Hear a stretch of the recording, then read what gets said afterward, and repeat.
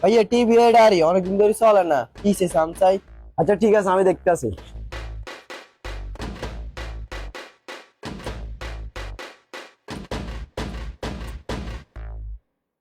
আচ্ছা বাবু, আমি দেখতেছি, আমার গলাটা শুয়ে গেছে, তুমি আমার জন্য এক গ্লাস পানি নিয়ে আসো।